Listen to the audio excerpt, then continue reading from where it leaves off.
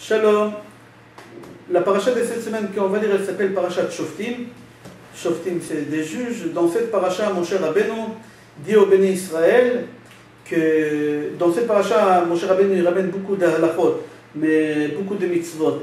Mais la première mitzvah que Moshe Rabbeinu commence en disant qu'on est obligé d'instaurer dans chaque tribu des juges et des policiers. Les juges, c'était pour juger les personnes, et des policiers, c'était pour passer à l'action, pour surveiller que le jugement était respecté, et s'il n'était pas respecté, pour punir les personnes qui ne voulaient pas respecter l'ordre du juge. Dans la paracha, on voit aussi que Moshe Rabbeinu dit aux juges qu'il faut faire attention de ne pas essayer de favoriser un jugement pour quelqu'un, ou de ne pas prendre de sous-table. Et là-bas, elle dit qu'il y a Shochad Ya'aver E'nei Chachamim, V'Yisalev Divrei Tzadikim, parce qu'à partir du moment qu'on prend des sous-tables, alors ça fausse toute notre vue et toute notre pensée, et comment pouvoir juger. Et la punition pour un juge qui a pris de l'argent, on voit là-bas dans la paracha. Moshe Rabbeinu aussi, dans cette paracha, il parle de Asherah. Asherah, c'est un arbre. À l'époque, ils avaient cette habitude de prendre un arbre et dire, voilà, cet arbre devient mon Dieu. Alors ça s'appelle un Asherah, c'était une idolâtrie, un genre d'idolâtrie qu'on rendait des arbres. On n'a pas le droit. Il faisait des sacrifices devant cet arbre-là, on n'a pas le droit de faire ça. Et tout celui qui prend un arbre et qui fait des idolâtries devant en disant que c'est mon Dieu, et ça s'appelle Etz Asherah, alors il fallait le tuer, et on le tuait avec lapidation, il fallait le lapider. Et Moshe Rabbeinu aussi il dit que pour pouvoir punir quelqu'un, que ce soit une punition d'argent ou une punition de mort, il fallait que ce soit avec deux témoins. Il faut avoir deux témoins. Avec un seul témoin, il n'y a rien qui peut fonctionner. Il faut avoir deux témoins. Les témoins eux-mêmes, ils doivent passer à l'action de jugement. C'est-à-dire si le Bédin, ils ont condamné à mort cette personne, c'est les deux témoins, ils doivent tuer cette personne. Si c'était en lapidation, c'est eux-mêmes qui lapidaient la personne. On leur donnait la responsabilité. Aussi, Moshe Rabbeinu dit que chaque question qu'on a, alors on était obligé, une question rabbinique, on était obligé d'aller devant le tribunal rabbinique pour leur exposer la question, et ils nous donnaient la réponse, et la réponse qu'ils donnaient, on est obligé de suivre leurs paroles. Et si on n'écoute pas leurs paroles, alors on était aussi passible de mort, on était condamné à mort.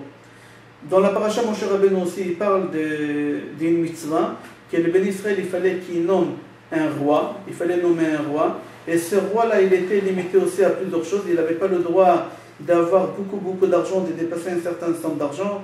Il n'avait pas le droit de dépasser un certain nombre de femmes. Il était obligé d'écrire lui-même un petit Sefer Torah et de le garder avec lui en permanence. Il n'avait pas le droit d'avoir beaucoup de chevaux en sa possession. Dans la paracha aussi, on voit le travail des Kohanim et leur salaire, la tribu des Lévi, et parmi eux en général, et parmi eux les Kohanim aussi qui faisaient partie des tribus des Lévi, parce qu'il faut savoir qu'il y a 12 tribus. Parmi les 12 tribus, il y a la tribu des Lévi. La tribu des Lévi, c'est Amram, avec sa femme Yocheved, qu'ils ont eu Moshe et Aaron, etc. Aaron, il a eu la Keuna, c'est-à-dire les Kohanim, ce n'est pas une tribu. Les Kohanim, ils font partie de la tribu des Lévi.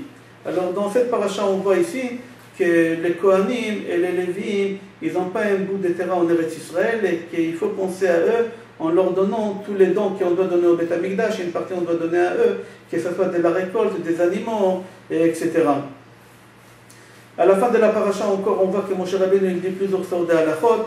Il dit qu'on n'a pas le droit de suivre les goïms, aller voir des voyants, des voyantes, des sorciers, et utiliser toutes sortes de sorcelleries, on n'a pas le droit. On est obligé de vivre simple. C'est-à-dire quoi simple? De ne pas aller chercher des choses, qu'est-ce qui va se passer demain? Est-ce que j'ai le droit de faire telle chose ou telle chose? Est-ce que telle date elle est bonne pour telle chose? Est-ce que telle date elle est bonne? Tamim tiyem Hashem Elohecha, tu es obligé d'être simple avec Hashem, c'est-à-dire ne pas poser des questions et accepter tout ce qui doit nous arriver avec amour.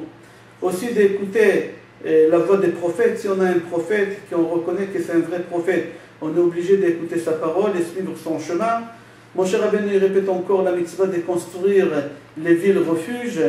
et tout celui qui tue quelqu'un, il assassine quelqu'un, extrait Bézadon, et on est obligé aussi de le tuer. Celui qui vole un bout de terrain à son ami, alors on est obligé, il est obligé de rendre, il transgresse le péché de ne pas rentrer sur le terrain de ton ami. Comme on a dit dans la paracha précédente, que tous les tribunaux, quand ils veulent écouter des témoins, c'est au minimum à partir de deux, que ce soit dîner mamonot, dîner nefashot, c'est toujours à partir de deux personnes. Encore dans cette paracha, on voit, s'il y a un faux témoin qui a essayé d'accuser quelqu'un avec un faux témoignage, et après on a découvert que le témoignage qu'il a fait, il est faux, alors la punition qu'on lui donne, c'est la façon qu'on devait punir l'autre, alors on punit celui-là. Et Moshe Rabbeinu encore, il nous force en disant de ne pas craindre nos ennemis quand on va faire la guerre. Et avant d'y aller en guerre, le Kohen, il fallait qu'il parle des paroles pour renforcer les soldats, ils doivent avoir un cœur dur et fort et ne pas être faible, d'aller devant les ennemis et d'essayer de le battre, de ne pas baisser la tête et d'aller face à l'autre et de combattre. Et là, ici dans la paracha, il dit qu'il y a 4 sortes de personnes qu'on ne peut pas les prendre comme soldats pour faire la guerre. La première personne, c'est celui qui a construit une maison et qui n'a pas pu profiter, il n'a pas pu inaugurer cette maison. Deuxième personne, tout celui qui a planté une vigne et qui n'a pas pu profiter des premiers fruits qui vont sortir, alors il est obligé de rester. Tout celui qui a fiancé une femme et qui ne s'est pas marié avec elle encore, il est obligé de rester, il ne va pas à la guerre, il est obligé de se marier et de ne pas y aller à la guerre.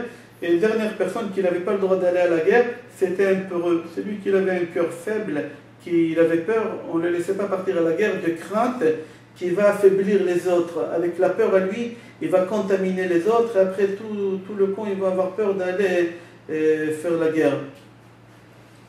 Encore quelqu'un à la faute que Moshe dit, avant d'essayer de conquérir une ville, il faut d'abord leur proposer un plan de paix. S'ils acceptent, c'est bien. S'ils n'acceptent pas, alors d'abord il faut encercler cette ville et essayer de les affaiblir.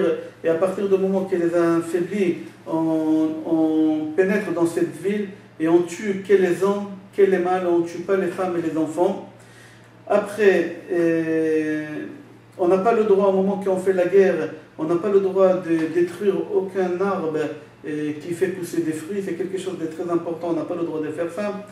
Mon cher Rabbeinu encore dit, ici à côté des endroits, des chouvines, des endroits où ils habitent, des juifs, il y a des non-juifs qui habitent là-bas et qu'on a peur qu'ils vont essayer de nous pousser au mauvais chemin, alors on est obligé de faire toutes choses pour les éloigner, qu'ils n'habitent pas à côté de nous, pour essayer de protéger nos enfants des mauvais chemins pour qu'ils restent dans le droit chemin.